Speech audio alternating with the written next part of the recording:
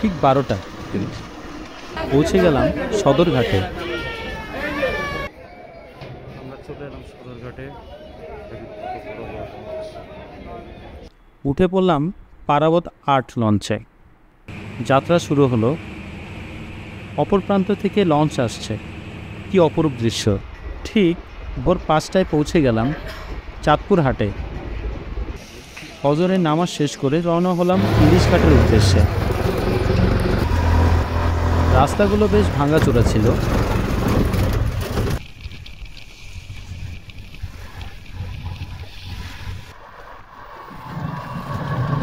অনেকটা পথ পাড়ি দিয়ে চলে এলাম চরভৈরবী।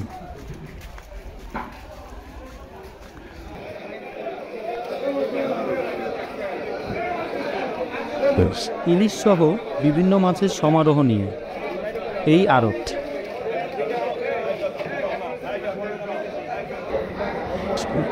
পদ্মা নদীর সাথে সংযুক্ত এই আড়তটি।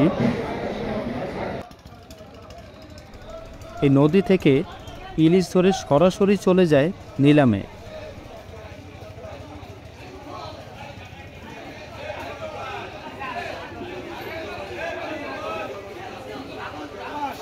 আর নিলাম থেকে মাছ ক্রয় করেই আনা হয় আপনাদের জন্য।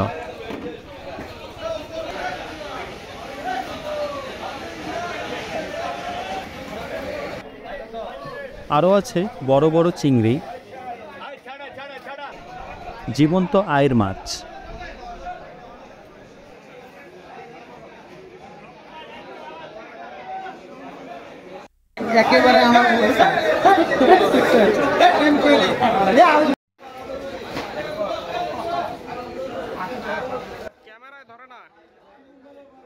আপনাদের প্রিয় জীবন্ত রিডা মাছ।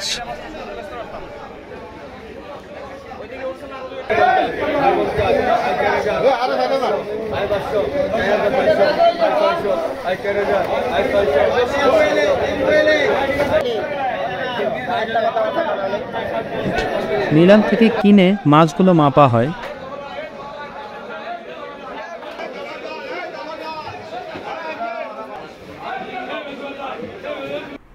এরপরে এগুলো ককশিটে করে বরফ করে যত্ন সহকারে প্যাকেজিং করা হয়।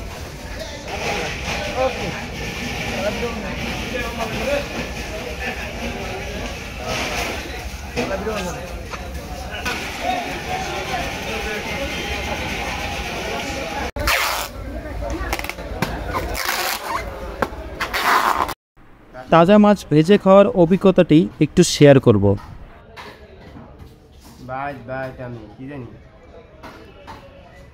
মানে আমরা একদম নদীর থেকে ধরা একদম তাজা মাছটা আমরা মাত্র নিলাম।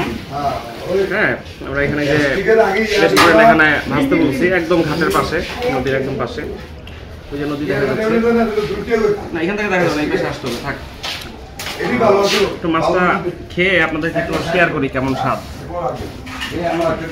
নদীর মাছের স্বাদ দেখেন, মাছটা কি সুন্দর,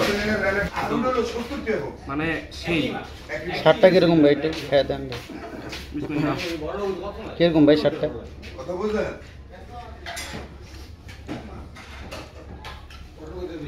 ভাই মানে এটা হচ্ছে আমরা মা বাবার কাছে ছোটবেলার গল্প শুনতাম। মানে এক বাড়িতে রান্না হইলে পুরো গ্রামের সবার মানে খবর হয়ে যেত যে ওই বাড়িতে ইলিশ মাছ একদম ওই রকম। এত মজা বলে বোঝানো সম্ভব। যদি এরকম অথেন্টিক মাছের কাছ পেতে চান তাহলে অবশ্যই আমাদের পেজে নক দিন। ঠিক আছে, কী করতে হবে আপনাদের ইনস্ট্রাকশন দেওয়া হবে। ঠিক আছে, তাছাড়া আমরা তো চাচ্ছি না, খাওয়াটা এনজয় করতে চাচ্ছি। আমরা এনজয় করি, আপনারা অর্ডার দিয়ে আমাদের পেজে অর্ডার অথবা চাইলে সরাসরি চরভৈরবী চলে এখান থেকে এসে দেখে কিনে তোরা একটা রেস্টুরেন্টে বললে ওরা ভিজে দেবে, এখানে তো খেতে পারবেন। আর যাদের সেই সময় নেই তারা আমাদের পেজে অর্ডার করতে পারেন, আমাদেরকে জানাবেন। আমরা আপনাকে এই অথেন্টিক মাছটা আজকে কিনলাম এভাবে যদি নিতে চান সেটাও পাবেন।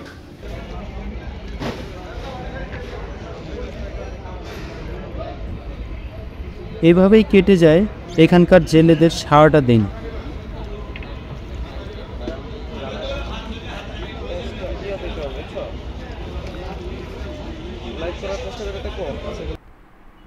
রওনা হলাম ওয়্যার হাউসের উদ্দেশ্যে।